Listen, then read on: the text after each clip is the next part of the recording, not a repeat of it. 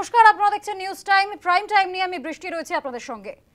একের দিকে আমরা গতকালই দেখলাম মঞ্চ খোলা নিয়ে বিবাদ সেনা আর সরকারের মধ্যে, আর আজ আবারও বিবাদ সেনার ট্রাক আটকানো নিয়ে। মহাকরণের সামনে সেনার ট্রাক এবং কলকাতা পুলিশের বিবাদ একেবারে চরমে। বিবাদী বাগে সেনা পুলিশের মুখোমুখি সংঘাত। এবার সেনার ট্রাক থামিয়েছে কলকাতা পুলিশ। মহাকরণের সামনে সেনা পুলিশের সংঘাত। ট্রাফিক বিধি লঙ্ঘনের অভিযোগ উঠছে সেনার বিরুদ্ধে। পাসপোর্ট অফিসের দিকে যাচ্ছিল সেনার ট্রাক, আর সেই সময় লালবাজারে যাচ্ছিলেন কলকাতার পুলিশ কমিশনার। সেনার ট্রাকের পিছনেই ছিল সিপির কনভয়, আর সেই পিছন থেকেই কনভয়ে জানা ছিল না এমনটা দাবি যদিও জানিয়েছে সেনা। সিগন্যাল খোলা থাকায় ট্রাক টার্ন নেয়, যদিও সেখানে নো টার্ন সিগন্যাল লাগানো ছিল, তারপরেও নিয়ম লঙ্ঘন করেছে সেনা, এমনটাই অভিযোগ কলকাতা পুলিশের। নো রাইট টার্ন নেওয়ার সিগন্যাল দেওয়া ছিল সেখানে, তারপরেও সেই সিগন্যাল উপেক্ষা করেছে সেনার ট্রাক, এমনটাই অভিযোগ করছে কলকাতা পুলিশ। সিগন্যাল খোলা থাকায় ট্রাক টার্ন নেয়, এমনটা সেনার দাবি। পেছনে গাড়ি থাকলে সমস্যা তো হবেই, লেন ভেঙে বিপজ্জনক টার্ন নিয়েছিল, এমনটা পুলিশের অভিযোগ। দুর্ঘটনা ঘটে যেতে পারত, কোনো বড়সড় দুর্ঘটনা হতে পারত, এমনটা অভিযোগ করছে কলকাতা পুলিশ। গতকাল আমরা দেখেছি তৃণমূলের ভাষা আন্দোলনের মঞ্চ খোলা নিয়ে সেনার সঙ্গে সরকারের সংঘাত চরমে উঠেছিল, আর আজ বিবাদী বাগে সেনা পুলিশের মুখোমুখি সংঘাত।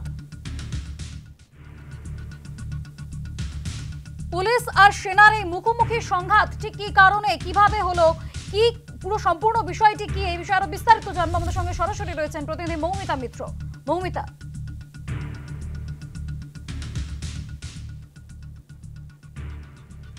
মুহূর্তের আপডেট সেটা হচ্ছে সেনাবাহিনীর যে ট্রাকটিকে আটকানো হয়েছিল সেই ট্রাকের গাড়ি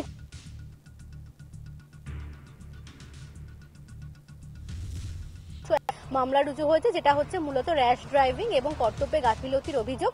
সেই অভিযোগে এফআইআর করা হয়েছে। হেডকোয়ার্টার ট্রাফিক গার্ডের একজন কর্তব্যরত ট্রাফিক সার্জেন্ট তিনি এফআইআর করেন হেয়ার স্ট্রিট থানায়, এবং সেই অভিযোগের পরিপ্রেক্ষিতেই সেই সেনাবাহিনীর ট্রাকের গাড়ি চালকের বিরুদ্ধে ইতিমধ্যেই মামলা রুজু হয়েছে। এবং এই গোটা ঘটনাটি ঘটেছিল একেবারে বিবাদী বাগে। লালবাজারের ঠিক আগে যে সিগন্যাল রয়েছে সেখানেই কিন্তু মূলত সমস্যা তৈরি হয়, এবং কলকাতা পুলিশের তরফ থেকেও ইতিমধ্যে যে সিসি ফুটেজ দেওয়া হয়েছে সেখানেও দেখা যাচ্ছে যে সেনাবাহিনীর ট্রাক রীতিমতো ট্রাফিক বিধিকে লঙ্ঘন করে ডান দিকে টার্ন নেওয়ার চেষ্টা করে বা ডান দিকে মোড় নেওয়ার চেষ্টা করে, এবং যে কারণে একেবারে সেই সময়ই কলকাতা পুলিশ কমিশনার মনোজ ভার্মার কনভয় ছিল একেবারে সেই সেনাবাহিনীর ট্রাকের পিছনে। সেখানে সিপির কনভয়ও কিন্তু দুর্ঘটনার কবলে পড়তে পারতো, এমনটাই বলা হচ্ছে পুলিশের তরফ থেকে। এছাড়াও পিছনে আরো একাধিক গাড়ি ছিল, প্রত্যেকটি গাড়িতেই দুর্ঘটনা ঘটতে পারত, এবং সেই নির্দিষ্ট জায়গা যেখানে এই পরিস্থিতি তৈরি হয় সেখানে কিন্তু ইতিমধ্যে কলকাতা ট্রাফিক পুলিশের তরফ থেকে আগে থেকেই নো রাইট টার্ন বোর্ড দেওয়া রয়েছে, অর্থাৎ সেখানে কিন্তু কোনো রকম রাইট টার্ন করা যায় না। এবং একেবারে বিবাদী বাগের যে সিগন্যাল সেখান থেকে রাস্তা একদিকে চলে যাচ্ছে লালবাজারের দিকে, ডান দিকে আরো একটি রাস্তা চলে যাচ্ছে একেবারে ডালহাউসের দিকে, অর্থাৎ সেখানে কিন্তু কোনো রকম রাইট টার্ন করা যায় না। এবং সেখানে তো সেনাবাহিনীর ট্রাক ডান দিকে মোড় নেওয়ার চেষ্টা করে, কর্তব্যরত ট্রাফিক সার্জেন্ট ট্রাকটিকে আটকায়, তাকে থামতে বলে, এবং তারপরে দেখা যায় যে দীর্ঘক্ষণ একেবারে রাইটার্স বিল্ডিং এর সামনে সেই ট্রাকটিকে দাঁড় করিয়ে রাখা হয়েছিল। সেনাবাহিনীর আধিকারিকদের সঙ্গে আধিকারিকরা তারা উচ্চপদস্থ ও যারা অফিসিয়ালসরা রয়েছেন তাদের সঙ্গে কথা বলেন। তারপর সেই ট্রাকটিকে নিয়ে যাওয়া হচ্ছিল হেয়ার স্ট্রিট থানার দিকে, কিন্তু হঠাৎ করেই দেখা যায় যে ডেকার্স লেনের সামনে সেই ট্রাকটি দাঁড়িয়ে পড়ে, থমকে যায়, সেই ট্রাকটি আর যেতে রাজি হয়নি। তারপরে দুপক্ষের তরফ থেকে, অর্থাৎ কলকাতা পুলিশ এবং সেনাবাহিনীর যারা আধিকারিকরা ছিলেন দুপক্ষের তরফ থেকেই তারা নিজেদের মধ্যে কথাবার্তা বলেন, কিন্তু সেখানেও কিন্তু গোটা বিষয়টি যে মিটে গিয়েছিল এমনটা নয়। তারপরে হেয়ার স্ট্রিট থানায় বেশ কিছুক্ষণ বৈঠক হয় সেনাবাহিনীর আধিকারিকদের সঙ্গে, কলকাতা পুলিশের যারা আধিকারিকরা রয়েছেন প্রায় 45 মিনিট বৈঠক হয়, এবং তারপর যে গাড়ি চালক যিনি ছিলেন তার বিরুদ্ধে কলকাতা পুলিশ তারা পদক্ষেপ নেবে, এবং ইতিমধ্যে সেই এফআইআর রুজু হয়েছে। পুলিশের তরফ থেকে স্পষ্টভাবেই বলা হচ্ছে যে গাড়ি চালক তিনি ট্রাফিক বিধি লঙ্ঘন করেছেন, তিনি একেবারে নিয়ম অমান্য করে তিনি ডান দিকে ঘোরার চেষ্টা করেন, এবং এই ঘটনার জেরে কিন্তু একটা বড়সড় দুর্ঘটনা ঘটতে পারত। সিপির গাড়ি দুর্ঘটনার কবলে পড়তে পারত, এবং আরো অন্যান্য যে গাড়িগুলি ছিল সেগুলিও দুর্ঘটনার কবলে পড়তে পারত। অপরদিকে সেনাবাহিনীর তরফ থেকে বলা হচ্ছে যে দ্রুত গতিতে পিছনের দিক থেকে যে গাড়িগুলি আসছিল সেই গাড়ির গতি অনেকটাই বেশি ছিল, এবং পিছন থেকে আসা কোনো গাড়ি যদি দ্রুত গতিতে কোনো গাড়িকে ওভারটেক করতে চেষ্টা করে তাহলে দুর্ঘটনা ঘটাই সম্ভব বা সেরকম পরিস্থিতি তৈরি হয়। অর্থাৎ সেনাবাহিনীর গাড়ির বিরুদ্ধে যে অভিযোগ করা হচ্ছে কলকাতা পুলিশের তরফ থেকে, সেই অভিযোগ তারা কিন্তু পুরোপুরি মানতে নারাজ। এবং অবশ্যই গতকালের যে ঘটনা, গতকাল আমরা দেখলাম যে মেয়র রোডে তৃণমূল কংগ্রেসের যে অবস্থান মঞ্চ, সেই মঞ্চ খোলা নিয়ে রীতিমতো সংঘাতের আবহ তৈরি হয়। তারপরে আজকে আবার সেনাবাহিনীর ট্রাক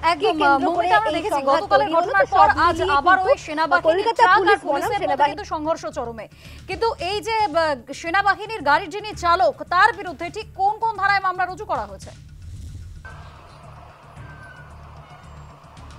দেখো, যেটা কলকাতা পুলিশ সূত্রে আমরা জানতে পারছি যে 281 ধারা, ভারতীয় ন্যায় সংহিতার 281 ধারায় মামলা রুজু করা হয়েছে, যেটি হচ্ছে মূলত বিপজ্জনকভাবে গাড়ি চালানো এবং কর্তব্যে গাফিলতি। অর্থাৎ যে কোনো গাড়ি চালকের ক্ষেত্রেই যেটা ট্রাফিক বিধি মেনে গাড়ি চালানো আবশ্যিক, সেই ট্রাফিক বিধি মানা হয়নি, ট্রাফিক বিধি লঙ্ঘন করা হয়েছে এবং র্যাশ ড্রাইভিং বা বিপজ্জনকভাবে গাড়ি চালানোর অভিযোগেই কিন্তু মূলত সেই গাড়ি চালকের বিরুদ্ধে এফআইআর রুজু হয়েছে, মামলা রুজু হয়েছে। এবং হেডকোয়ার্টার ট্রাফিক গার্ডের একজন ট্রাফিক সার্জেন্ট যিনি ওখানে ডিউটি করছিলেন, তিনি অভিযোগ করেন হেয়ার স্ট্রিট থানায়। তার অভিযোগের পরিপ্রেক্ষিতেই মূলত এই এফআইআর হয়েছে।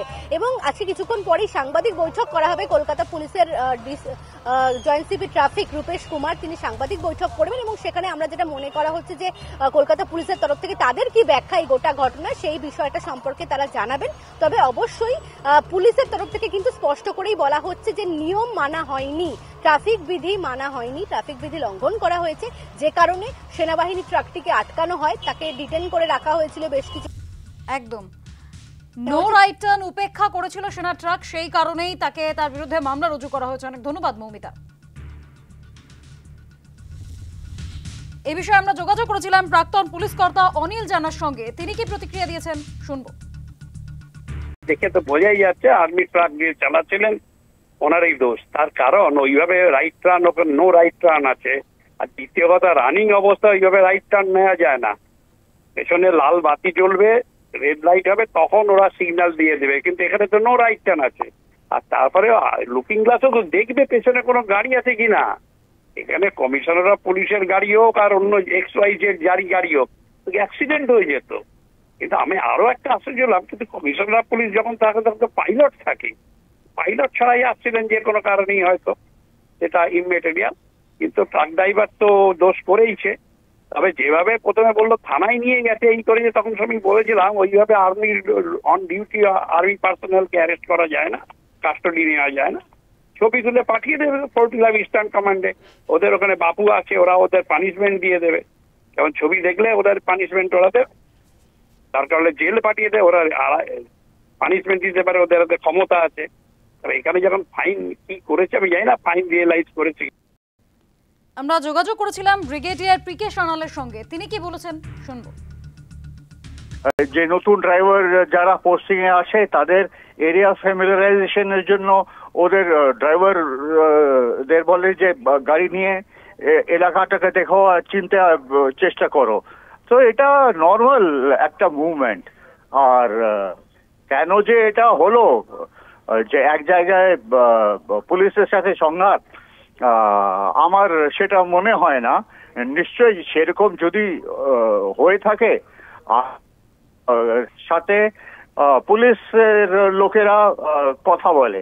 আমি যখন কলকাতা স্টেশন কমান্ডার ছিলাম, মাঝে মাঝে আমাকে কলকাতা পুলিশ বলতো, ওয়েস্ট বেঙ্গল পুলিশও বলতো, অমুক জায়গায় আপনাদের এই গাড়ি চলছিল, একটু ট্রাফিক কনজেশন হয়েছে। এটা একটা নর্মাল জিনিস, কোনো একটা মানে আশ্চর্য হওয়ার ইস্যু নয়। এই ইস্যুটা রিজলভ হয়ে যাবে। আমি আর পুলিশ নিজের মধ্যে কথা বলে আর নর্মাল মুভমেন্ট চলতে। এ বিষয়ে তৃণমূল মুখপাত্র অরূপ চক্রবর্তী, তিনি কি বলছেন শুনবো। আমার তো উল্টোটা মনে হচ্ছে, আজকে সিসিটিভি ফুটেজ আসার পরে আশঙ্কাটা ভয়ঙ্কর। কমিশনারের গাড়িকে সেনা ট্রাক দিয়ে পিছিয়ে দেওয়ার পরিকল্পনা হচ্ছিল না।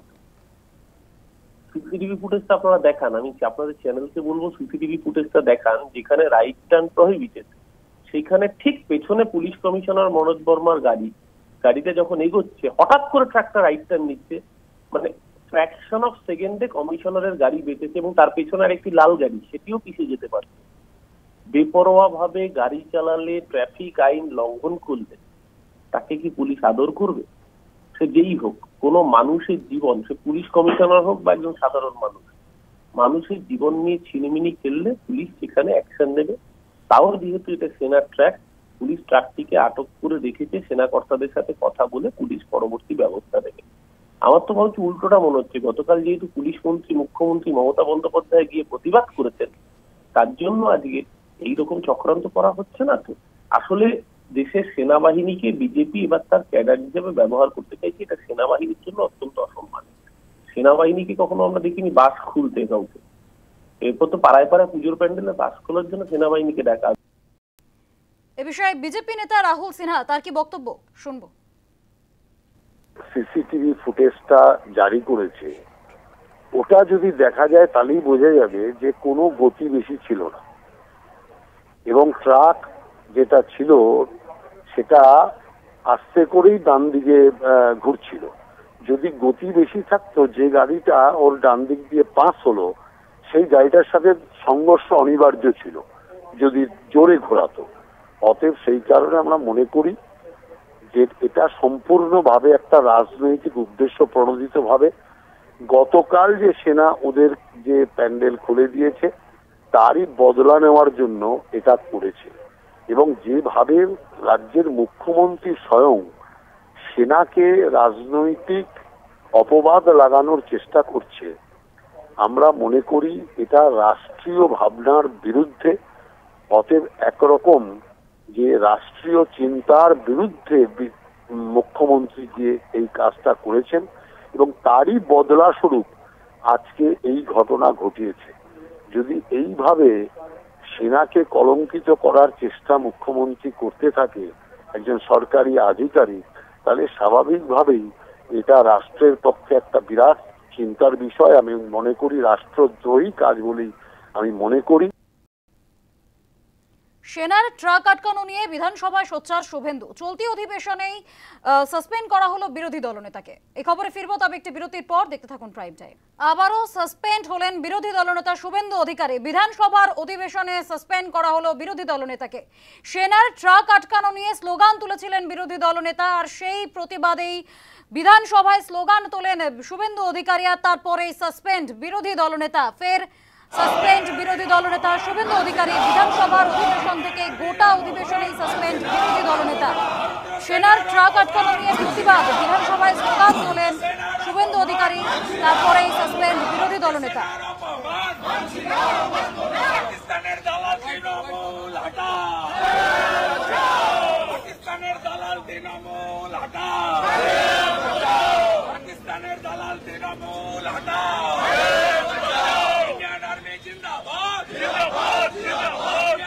ফের সাসপেন্ড শুভেন্দু অধিকারী। বিধানসভার অধিবেশন থেকে সাসপেন্ড, গোটা অধিবেশন সাসপেন্ড বিরোধী দলনেতা। সেনার ট্রাক আটকানো নিয়ে প্রতিবাদ, বিধানসভায় স্লোগান তোলেন শুভেন্দু অধিকারী, তারপরে সাসপেন্ড বিরোধী দলনেতা। বিষয়ে কি বলছেন পরিষদের মন্ত্রী শোভনদেব চট্টোপাধ্যায়?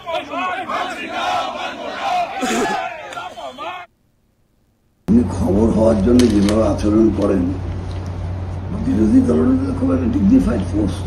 প্রত্যেকটা দিনই দেখি কোনো না কোনো ভাবে একটা গন্ডগোল পাকিয়ে ওয়ার্কআউট করা হচ্ছে। সব নর্মালি বসে কথা বলে, কিন্তু কখন সে দাঁড়িয়ে কথা বলবে তখন হাউসে কেউ দাঁড়িয়ে থাকতে পারবে না। জেনেও তিনি যেভাবে করছিলেন আচরণ, তার জন্য সাসপেন্ড হয়েছে। উনি কেন শুরুর থেকে এসে গন্ডগোল শুরু করলেন? শুরুর থেকে তখন আমি বলছি আমাদের ডিস্টার্ব করতে শুরু করলেন। কোন আবারও সাসপেন্ড শুভেন্দু অধিকারী। বিধানসভার অধিবেশনে সাসপেন্ড। সেনার ট্রাক আটকানো নিয়ে প্রতিবাদ। শুভেন্দু অধিকারী বলেন, নিয়ম না মেনে সাসপেন্ড করা হয়েছে। সেনার হয়ে বলে সাসপেন্ড, আমি গর্বিত। আজকের বেতন ভাতা কিছুই নেব না। ভারতীয় সেনার নিন্দা করেছে শিক্ষামন্ত্রী। বিধানসভায় শিক্ষামন্ত্রীর মন্তব্য দেশ বিরোধী। পাকিস্তানের দালাল তৃণমূল কংগ্রেস, অভিযোগ শুভেন্দু অধিকারী। আমার দাবি ছিল ব্রাত্য বসু গতকালের আর্মির মেয়র রোডের অবৈধ স্ট্রাকচার ভাঙাকে কেন্দ্র করে যেভাবে আর্মিকে অপমান করেছেন এবং পাকিস্তানের 71 সালের যে অ্যাকশন তার সঙ্গে কম্পেয়ার করেছেন, দুটো একসঙ্গে করা যায় না। ঠিক আছে, এটা করা যায় না। প্রথাগতভাবে একজনকে প্রস্তাব করতে হয়, স্পিকার হাউসে রাখেন। এখানে স্পিকারই পার্টি হয়ে গেছেন। অরূপ বিশ্বাস কানে এসে বললেন হারিয়ে দিন, সাসপেন্ড করে দিন। সাসপেন্ড করে দিল। আমার বিধায়করা বললো চলুন আমরা সবাই বেরিয়ে যাই, আপনাকে লিডারকে যখন করেছেন। আমি চাইলে বসে থাকতে পারতাম, তাতে কি হতো, আমাদের যারা সিকিউরিটি মার্শাল তারা লো পেড করে। আমি গর্বিত ভারতীয় সেনার জন্য আজকে সাসপেন্ড করেছে। আজকের দিনের জন্য বেতন নেব না, ভাতাও নেব না। আমি গর্বিত। এদিন শিক্ষামন্ত্রী ব্রাত্য বসু তিনি বলেছেন 1971-এর ঘটনা উল্লেখ করে পাকিস্তান সেনাকে যদি অপমান করে থাকি তাহলে বেশ করেছি, এমনটাই বক্তব্য রেখেছেন শিক্ষামন্ত্রী। 1971-এ 25শে মার্চে পাকিস্তান সেনাবাহিনী, খান সেনার দল ঢাকা ক্যান্টনমেন্ট থেকে বেরিয়ে নিরীহ সাধারণ নিজের রাষ্ট্রের বাঙালির উপর গুলি চালিয়েছিল কি চালায়নি? 25শে মার্চের ঘটনার যদি পাকিস্তান সেনাবাহিনীকে আমি যদি নিন্দা করে থাকি, আমি বেশ করেছি, আবার করব। পাকিস্তানি সেনাবাহিনী সেদিন যেটা চালিয়েছিল একটা বর্বর অমানসিক ঘটনা। পাকিস্তান সেনাবাহিনীর সঙ্গে উনি যদি ভারতীয় সেনাবাহিনীকে একাকার করে দিতে চান, তাহলে উনি হয়তো ডোনাল্ড ট্রাম্প।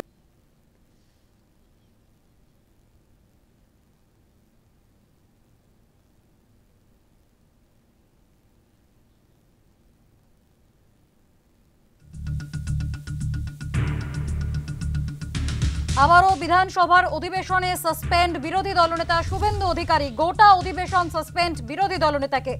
সেনার ট্রাক আটকানো নিয়ে প্রতিবাদ, বিধানসভায় স্লোগান তোলেন বিরোধী দলনেতা, তারপরে সাসপেন্ড বিরোধী দলনেতা।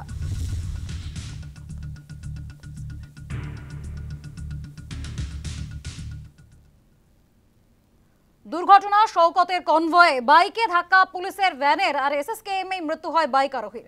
এই খবরে ফিরবো, তবে একটি বিরতির পর। দেখতে থাকুন প্রাইম টাইম। দুর্ঘটনার কবলে বিধায়ক শওকত মোল্লার কনভয়। অল্পের জন্য প্রাণে রক্ষা পেলেন বিধায়ক, তবে পুলিশের গাড়ি গিয়ে ধাক্কা মারে একটি বাইকে। আর সেই ঘটনার পর বাইক আরোহী তিনি আহত হন, তাকে হাসপাতালে নিয়ে যাওয়া হয়। তারপর চিকিৎসকেরা তাকে মৃত বলে ঘোষণা করেন। কলকাতার দিকে আসছিলেন তৃণমূল বিধায়ক। দুর্ঘটনার কবলে কনভয়ে ধাক্কা পুলিশের গাড়ি ধাক্কা মারে একটি বাইকে। আহত বাইক চালককে নিয়ে যাওয়া হয় হাসপাতালে, তারপরেই তাকে মৃত বলে ঘোষণা করেন চিকিৎসকেরা। দুর্ঘটনায় শওকতের কনভয়, বাইকে ধাক্কা পুলিশের ভ্যানের, এসএসকেএম এ মৃত্যু হয় বাইক আরোহীর।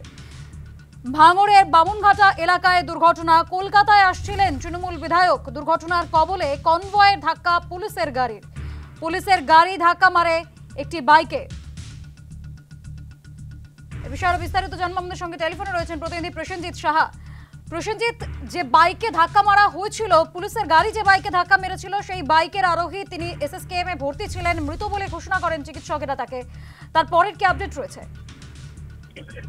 দেখো, এই ঘটনায় এলাকায় আসছে, সেখানে কার্যত চাঞ্চল্য ছড়িয়েছে এবং এই যে ব্যক্তি মারা গেছে, যে বাইক আরোহী, সকাল 11টা নাগাদ পুলিশের গাড়ি ধাক্কা খাওয়া, পুলিশের গাড়িটা শওকত মোল্লার সামনে হয়েছিল। সেই পুলিশের গাড়ি ধাক্কা খাওয়ার পর শওকত মোল্লার নেতৃত্বেই কার্যত ওই ব্যক্তিকে হাসপাতালে ভর্তি করা হয়। সেখানে স্থানীয় হাসপাতালে নিয়ে যাওয়া হয়, সেখান থেকে এসএসকেএম এ স্থানান্তরিত করা হয় এবং সেখানে বেশ কয়েক ঘন্টা চিকিৎসার পর অবশেষে বিকেলে তার মৃত্যু হয়। ওই পরিবারের পাশে দাঁড়ানো রাস্তা দিচ্ছেন শওকত মোল্লা এবং তিনি জানিয়েছেন যে পরিবারের প্রতি তার সমবেদনা রয়েছে। পরিবারের জন্য যতটুকু সাহায্য করার দরকার তিনি সেটা চেষ্টা করবেন, তিনি পরিবারের পাশে আছেন, এই ব্যাপারে কিন্তু তিনি দিয়েছেন। অন্যদিকে কিভাবে দুর্ঘটনা ঘটেছিল সে বিষয়ে তদন্ত শুরু করেছে কলকাতা জেলা কমপ্লেক্স থানার পুলিশ। বেশ, ধন্যবাদ প্রসেনজিৎ।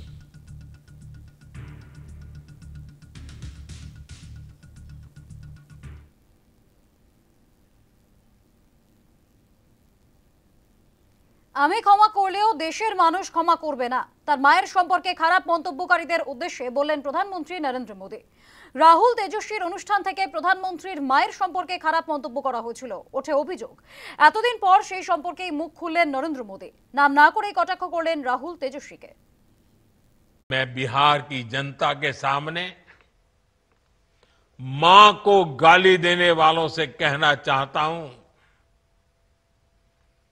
मोदी तो तुम्हें एक बार माफ कर भी देगा, लेकिन भारत की धरती ने मां का अपमान कभी बर्दाश्त नहीं किया है। इसलिए आरजेडी और कांग्रेस को 7 बहिनी से माफी मांगनी चाहिए। মাকে নিয়ে অপমানকর মন্তব্যের জবাব দিলেন নরেন্দ্র মোদী। বিহারে একটি সমবায় সমিতির উদ্বোধনী অনুষ্ঠানে নরেন্দ্র মোদী তার মার সম্পর্কে খারাপ মন্তব্য যারা করেছেন তাদের তিনি ক্ষমা করে দিলেও দেশের মানুষ ক্ষমা করবেন না। সোমবারই রাহুল গান্ধীর বিহারে ভোটাধিকার যাত্রা শেষ হয়েছে। ভোটাধিকার যাত্রাতেই মঞ্চ থেকে নরেন্দ্র মোদীর মাকে নিয়ে খারাপ মন্তব্য করা হয় বলে অভিযোগ উঠেছে। বিজেপি নেতারা তাই নিয়ে নানান রকম মন্তব্য করলেও এতদিন নরেন্দ্র মোদী নিজে কিচ্ছু বলেননি। চীন সফর থেকে ফিরে এসে মুখ খুললেন প্রধানমন্ত্রী, বললেন মা বোনদের নিয়ে মন্তব্য করা এক বিশেষ মানসিকতার পরিচয়। এই মানসিকতার লোকেদের জন্য সবথেকে বেশি যন্ত্রণা সহ্য করতে হয় ঘরের মেয়েদেরকে। मां को गाली देने वाली सोच, बहन को गाली देने वाली सोच महिलाओं को कमजोर समझती है। ये मानसिकता महिलाओं को शोषण और अत्याचार की वस्तु मानती है। इसलिए जब जब महिला विरोधी मानसिकता को सत्ता मिली है, सबसे ज्यादा तकलीफें माताओं, बहनों को, बेटियों को, महिलाओं को ही झेलनी पड़ी है। এরপরেই প্রধানমন্ত্রী নিজের গরিব মায়ের কথা তোলেন, কিভাবে কষ্ট করে মানুষ করেছেন তার মা, তাও ভাগ করে নেন ভার্চুয়াল মাধ্যমে। বলেন গরিব ঘরের ছেলের প্রধানমন্ত্রী হওয়া মানতে পারছেন না রূপোর চামচ মুখে নিয়ে জন্মানো নামিরা। देश की जनता जनार्दन ने एक गरीब मां के कामगार बेटे को आशीर्वाद देकर प्रधान सेवक बना दिया। ये बात नामदारों को पच नहीं रही है। कोई पिछड़ा, अति पिछड़ा आगे बढ़ जाए, ये कांग्रेस के तो कभी बर्दाश्त नहीं हुआ है।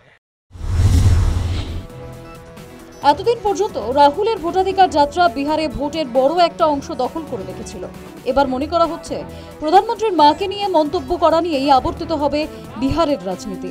হয়তোবা ভোটের হাওয়া ঘুরিয়েও দিতে পারে এই মন্তব্য। News time. উচ্চ মাধ্যমিক পরীক্ষায় এবার সেমিস্টার পদ্ধতি। 2025-26 শিক্ষাবর্ষ থেকেই নয়া নিয়ম। এই খবরে ফিরবো, তবে একটি বিরতির পর দেখতে থাকুন প্রাইম টাইম। উচ্চ মাধ্যমিক পরীক্ষার ক্ষেত্রে এবার নয়া নিয়ম, যেখানে সেমিস্টার সিস্টেমে পরীক্ষা হবে। 4টি সেমিস্টারে ভাগ করা হয়েছে। একাদশ শ্রেণীতে হবে 2টি সেমিস্টার এবং দ্বাদশ শ্রেণীতে হবে বাকি 2টি সেমিস্টার। 2025-26 শিক্ষাবর্ষ থেকেই এই নতুন নিয়ম চালু হচ্ছে। উচ্চ মাধ্যমিক পরীক্ষায় সেমিস্টার সিস্টেম 2025-26 শিক্ষাবর্ষ থেকেই নয়া নিয়ম। একাদশ শ্রেণীতে হবে 2টি সেমিস্টার, বাকি 2টি সেমিস্টার হবে দ্বাদশ শ্রেণীতে। আগামী সোমবার তৃতীয় সেমিস্টারের পরীক্ষা রয়েছে। তৃতীয় সেমিস্টারে থাকবে এমসিকিউ নেওয়া হবে ওএমআর শিটে। এই বিষয়টি আমরা আরো বিস্তারিত বুঝবো। আমাদের সঙ্গে নিউজ রুম থেকে সরাসরি রয়েছেন প্রতিনিধি প্রীতি পাত্র। প্রীতি, এই যে 4টি সেমিস্টারে ভাগ করে পরীক্ষা হচ্ছে, কোন সেমিস্টারে কিভাবে পরীক্ষা হবে? কারণ বলা হচ্ছে যে তৃতীয় সেমিস্টারে হবে এমসিকিউ, যেখানে ওএমআর শিটে পরীক্ষা হবে। তো যদি একটু বুঝিয়ে বলো।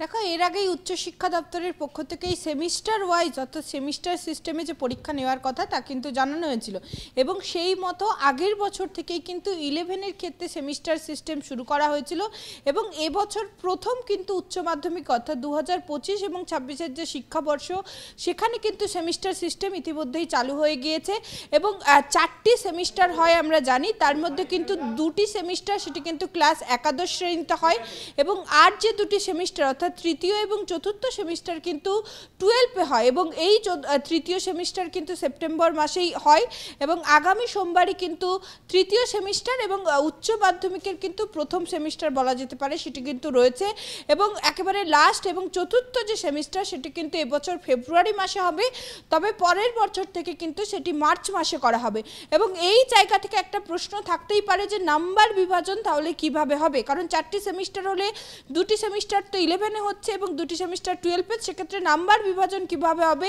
এই নিয়ে কিন্তু ইতিমধ্যে যেটা জানানো হয়েছে যে থার্ড এবং ফোর্থ যে সেমিস্টারগুলি রয়েছে সেগুলোর নাম্বারের ওপর ভিত্তি করেই কিন্তু মার্কশিট তৈরি করা হবে এবং তার পাশাপাশি যে প্রজেক্ট রয়েছে সেগুলোর ওপর ভিত্তি করেই পুরো মার্কশিট তৈরি করা হবে। এবং তোমায় উল্লেখযোগ্যভাবে জানিয়ে রাখবো যে থার্ড সেমিস্টার সেটি কিন্তু বিজ্ঞান বিভাগের ক্ষেত্রে বিজ্ঞান বিভাগ অর্থাৎ যে বিষয়গুলিতে ল্যাব রয়েছে সেই বিষয়গুলির ক্ষেত্রে 35 এবং যেগুলোতে ল্যাব নেই সেগুলো 40 নম্বরের হবে এবং পুরোটাই কিন্তু এমসিকিউ এবং ওএমআর সিটের ওপর বেস করে। এবং চতুর্থ যে সেমিস্টার রয়েছে যেগুলো আমরা এর আগে যেমনভাবে উচ্চ মাধ্যমিক পরীক্ষা দিয়েছিলাম অর্থাৎ সমস্ত রকম প্রশ্ন মিলিয়েই কিন্তু সেই চতুর্থ সেমিস্টার হবে এবং এই দুটো সেমিস্টারেই কিন্তু যত নাম্বার পাবে পরীক্ষার্থীরা সেগুলো কিন্তু যোগ করে এবং তার পাশাপাশি স্কুলে যে প্রজেক্ট হয় সেই প্রজেক্টের উপর ভিত্তি করেই কিন্তু উচ্চ মাধ্যমিকের মার্কশিট তৈরি করা হবে এবং উল্লেখযোগ্যভাবে কিন্তু সমস্ত কিছুটাই অনলাইনে হবে এমনটাই কিন্তু ইতিমধ্যেই উচ্চ শিক্ষা দপ্তরের পক্ষ থেকে ইতিমধ্যে জানানো হয়েছে। এবং তার পাশাপাশি কিন্তু এবছর আরও বেশ কিছু নতুন নিয়ম। এর আগে আমরা জানি বিজ্ঞান বিভাগের ক্ষেত্রে কিন্তু সায়েন্টিফিক যে ক্যালকুলেটর সেগুলো কিন্তু নিয়ে যাওয়া অত্যন্ত জরুরি হয়, কিন্তু এবারে কোনো রকম এই যে তৃতীয় সেমিস্টার সেক্ষেত্রে কোনো রকম ইলেকট্রিক গ্যাজেট কিন্তু নিয়ে যেতে পারবেন না পরীক্ষার্থীরা। এবং যদি পরীক্ষা দেওয়ার ক্ষেত্রে এমসিকিউ যেহেতু কোশ্চেন রয়েছে সেক্ষেত্রে কোনো রকম সমস্যা হয়, কোনো প্রশ্ন যদি এমন আসে যার ক্ষেত্রে ক্যালকুলেটর প্রয়োজন সেক্ষেত্রে তার উত্তর বা তার যে বিষয় সেই বিষয় কিন্তু প্রশ্নপত্রে লেখা থাকবে এমনটাই কিন্তু ইতিমধ্যেই জানানো হয়েছে। এবং যদি কোনো রকম সমস্যা হয় তা কিন্তু খতিয়ে দেখা হবে, তবে কোনো রকম ইলেকট্রিক ডিভাইস কিন্তু অ্যালাউ করা হবে না পরীক্ষা কেন্দ্রে এমনটাই কিন্তু ইতিমধ্যেই জানানো হয়েছে। এবং গোটা বিষয়টি সিসিটিভির আওতায় হবে। 1 ঘন্টার পরীক্ষা, এই 1 ঘন্টায় যাতে পরীক্ষার্থীরা কোনোভাবে বাইরে যেতে না পারে সেই দিকেও কিন্তু বিশেষ নজরদারি চালানো হবে। বেশ বোঝা গিয়েছে প্রীতি, ধন্যবাদ। এ বিষয়ে পশ্চিমবঙ্গ উচ্চ মাধ্যমিক শিক্ষা সংসদের সভাপতি চিরঞ্জীব ভট্টাচার্য তিনি কি বলছেন শুনবো। 2026 সালের যে উচ্চ মাধ্যমিক পরীক্ষা যেটা এইচএস এক্সামিনেশন 2026 সেটাই প্রথমবার একটা উচ্চ মাধ্যমিক পরীক্ষা সেমিস্টার সিস্টেমে অর্গানাইজড হচ্ছে। অলরেডি 24-25 শিক্ষাবর্ষে সেমিস্টার 1 এবং সেমিস্টার 2 সেটা কিন্তু অর্গানাইজড হয়েছে। তারা ছাত্রছাত্রীরা তাদের রেসপেক্টিভ তারা স্কুলে নিজেরা সেই পরীক্ষাটা দিয়েছে এবং স্কুল কর্তৃপক্ষ সেই পরীক্ষা অর্গানাইজ করেছে। এখন উচ্চ মাধ্যমিক পরীক্ষা ক্লাস 12 এর পরীক্ষাই হচ্ছে উচ্চ মাধ্যমিক পরীক্ষা, সেটা সেমিস্টার সিস্টেমে হচ্ছে। এটা পশ্চিমবঙ্গে কেন ভারতবর্ষের প্রথম, এবং সেটা সেপ্টেম্বর মাসে আমাদের এক্সাম রেগুলেশন অনুযায়ী সেপ্টেম্বর মাসে থার্ড সেমিস্টার মানে যেটাকে পার্ট 1 অফ এইচএস এক্সামিনেশন 2026 বলতে পারি, আরেকটা মার্চ মাসে হওয়ার কথা সেটা হচ্ছে সেমিস্টার 4 যেটাকে আমরা পার্ট 2 অফ এইচএস এক্সামিনেশন 2026 বলতে পারি। এই দুটোর কিউমুলেটিভ টোটাল নিয়েই কিন্তু আমার ফাইনাল যেটা উচ্চ মাধ্যমিকের মার্কস, পার্সেন্টেজ, র্যাঙ্ক সমস্ত কিছু কিন্তু নির্ধারিত হবে। এবারে আপনারা জানেন যে পরীক্ষা এবছর 8 সেপ্টেম্বর থেকে 22 সেপ্টেম্বর পর্যন্ত পরীক্ষা হচ্ছে। পরীক্ষার সময় হচ্ছে 10টা থেকে 11টা 15, 1 ঘন্টা 15 মিনিট মানে 75 মিনিটস। এবারে যে আমাদের তৃতীয় সেমিস্টার যে পরীক্ষাটা মানে এটা আমাদের এক্সাম রেগুলেশনেই রয়েছে, এই পরীক্ষাটা কিন্তু এমসিকিউ বেসড কোয়েশ্চেন পেপার এবং ওয়েমার শিটে হচ্ছে। মানে এটা কিন্তু এটাও একটা উচ্চ মাধ্যমিকের পরীক্ষা নিরিখে মানে একটা পাবলিক এক্সামিনেশন পরীক্ষা নিরিখে এটা একটা প্রথম এরকম ভারতবর্ষে পরীক্ষা হচ্ছে যেখানে একটা public examination completely MCQ based paper এবং ওয়েমার শিটে কিন্তু সেটা নেওয়া হচ্ছে। এখানে কোনো নর্মাল অ্যান্সার শিট থাকছে না এবং অ্যান্সার স্ক্রিপ্ট মানে হচ্ছে ওয়েমার, সেটা কিন্তু কমপ্লিটলি মেশিন ইভ্যালুয়েশন মানে কম্পিউটারাইজড কিন্তু ইভ্যালুয়েশন হচ্ছে। ফলে পোস্ট এক্সামিনেশনের যে এক্সামিনার, হেড এক্সামিনার, স্ক্রুটিনারদের যে রোলটা থাকে সেই রোলটা কিন্তু এবার থাকছে না। ফলে সেদিক থেকে অনেক কিছুই সে এবারে পরীক্ষায় কিন্তু ফার্স্ট টাইম অনেক অভিনবত্ব আছে।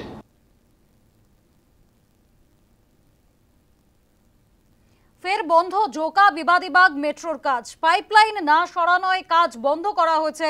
পাইপলাইন সরানোর জন্য টাকা দেওয়া হয়েছিল এমনটাই দাবি করছে RVNL এর।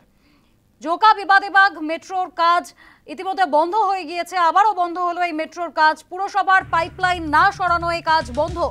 পাইপলাইন সরানোর জন্য টাকা দেওয়া হয়েছে, পুরসভাকে টাকা দেওয়া হয়েছে দাবি RVNL এর। ফের বন্ধ জোকা বিবাদীবাগ মেট্রোর কাজ। পুরসভার পাইপলাইন না সরানোয় কাজ বন্ধ করা হয়েছে। পাইপলাইন সরানোর জন্য টাকা দেওয়া হয়েছিল, পুরসভাকে টাকা দেওয়া হয়েছে দাবি আরভিএনএল এর। ফের বন্ধ জোকা বিবাদীবাগ মেট্রোর কাজ। পুরসভার পাইপলাইন না সরানোয় কাজ বন্ধ। পাইপলাইন সরানোর জন্য টাকা দেওয়া হয়েছে, পুরসভাকে টাকা দেওয়া হয়েছে দাবি আরভিএনএল এর।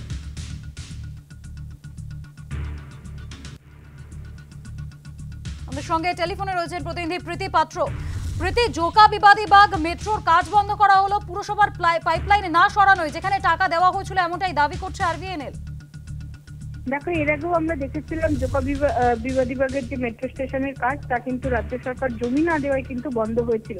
তবে তারপরেই আলোচনা হয় এবং তারপরেই জমি দেওয়া হয়, একাধিক শর্ত বেঁধে দেওয়া হয়। কাজ শুরু হলেও আবারও কিন্তু ফের সেই কাজ বন্ধ হয়ে গিয়েছে, যেটা ইতিমধ্যে মেট্রো রেল কর্তৃপক্ষের সূত্রে জানা যাচ্ছে যে পুরসভার পক্ষ থেকে কিন্তু পাইপলাইন সরানোর জন্য তারা রাজি হয়নি। ইতিমধ্যে আরভিএনএল এর পক্ষ থেকে কিন্তু পুরসভাকে পাইপলাইন সরানোর জন্য টাকাও দেওয়া হয়েছে। তবে তারপরেও ডায়মন্ড হারবার রোডের নিচে যে সমস্ত পাইপলাইনগুলি রয়েছে সেগুলো কিন্তু সরানোর জন্য রাজি হয়নি পুরসভা, এবং সেই কারণেই কিন্তু আপাতত মেট্রোর কাজ বন্ধ রয়েছে, এমনটাই কিন্তু মেট্রো রেল পক্ষে জানানো হচ্ছে। প্রীতি, তুমি আমাদের সঙ্গে থাকো। বুধবার থেকে বন্ধ হচ্ছে মেট্রোর স্পেশাল নাইট সার্ভিস। কবি সুভাষ থেকে দমদম পর্যন্ত রাত 10:40 আপ ডাউনে এই বিশেষ জোড়া পরিষেবা চলত সোম থেকে শুক্রবার। আরও একবার জানিয়ে রাখবো, বুধবার থেকে বন্ধ হচ্ছে মেট্রোর স্পেশাল নাইট সার্ভিস। কবি সুভাষ থেকে দমদম পর্যন্ত রাত 10:40 আপ ডাউনে এই বিশেষ মেট্রো পরিষেবা চলত সোম থেকে শুক্রবার।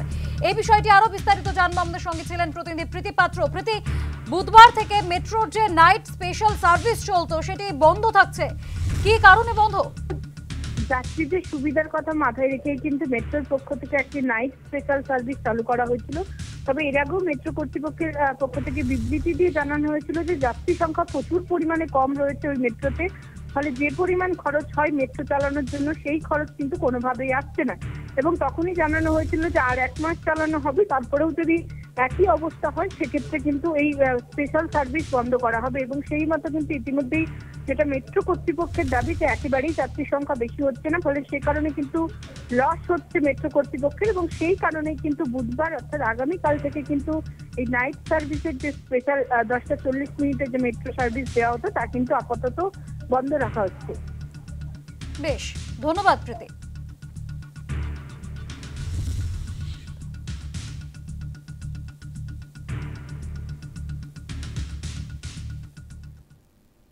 ভূমিকম্প বিধ্বস্ত আফগানিস্তানের পাশে এসে দাঁড়ালো ভারত। এই খবরে ফিরবো, তবে একটি বিরতির পর। দেখতে থাকুন প্রাইম টাইম। আফগানিস্তানের পাশে দাঁড়ালো ভারত। ভূমিকম্পে বিধ্বস্ত আফগানিস্তানে মৃত্যু হয়েছে 900 জনেরও বেশি মানুষের, আহত অন্তত 3000। ইতিমধ্যেই কাবুলে পৌঁছেছে ভারতের পাঠানো ত্রাণ সাহায্য। দুঃখের সময় আফগানদের পাশে থাকার বার্তা দিয়েছেন মোদী সরকার।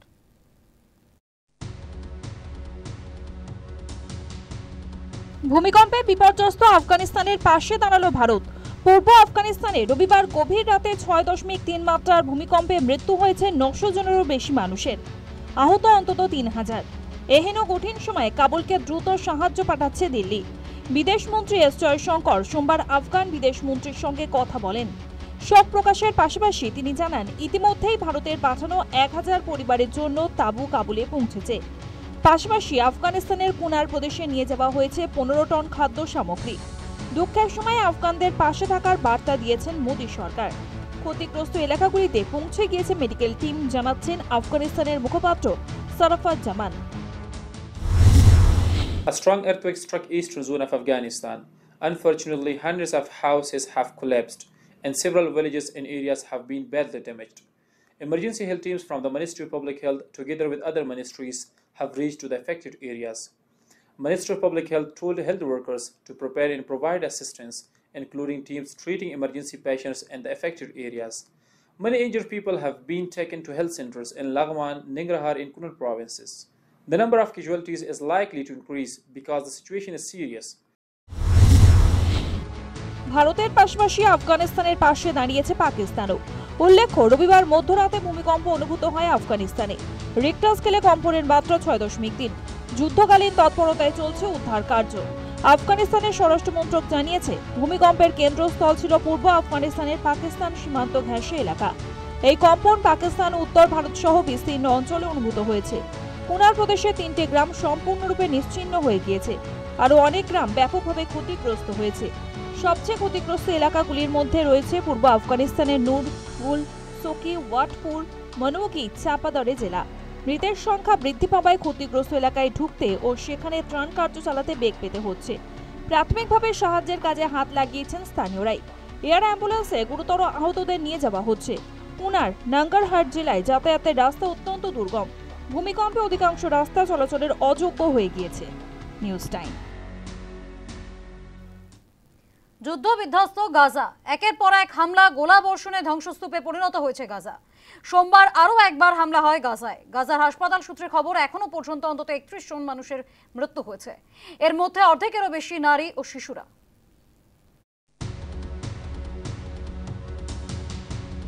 গাজায় অব্যাহত ইসরায়েলি হামলা, একের পর এক হামলা হচ্ছে গাজার উপর।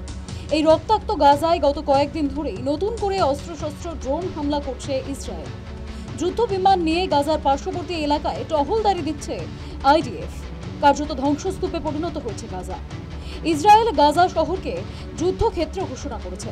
তারপর থেকে একের পর এক বিমান হামলা, কামানের গোলাবর্ষণে বিপর্যস্ত হয়েছে গাজা। সোমবার ফের হামলা হয়। গাজার হাসপাতালগুলি জানিয়েছে, ইসরায়েলের হামলায় এখনো পর্যন্ত অন্তত 31 জনের বেশি মানুষের মৃত্যু হয়েছে।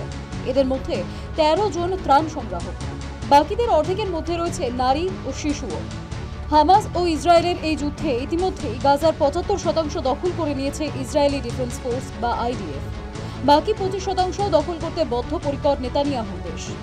গাজার স্বাস্থ্য মন্ত্রণালয়ের মতে, যুদ্ধে মোট 63,557 জন মানুষ নিহত হয়েছেন।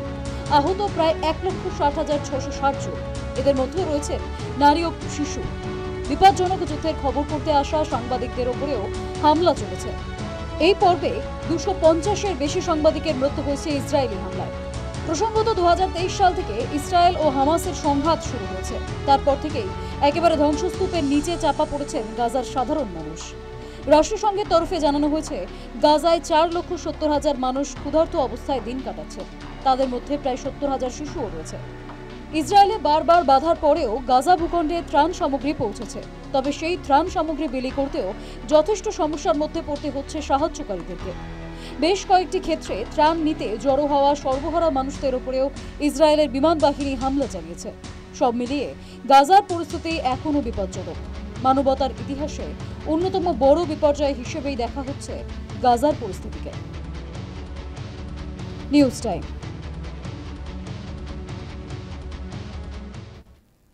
প্রাইম টাইম এখনকার মতো এই পর্যন্তই। এরপর দেখো নিউজ এক্সপ্রেস, তারপর সন্ধ্যা 7টায় ফিরছি বেঙ্গল লাইন নিয়ে।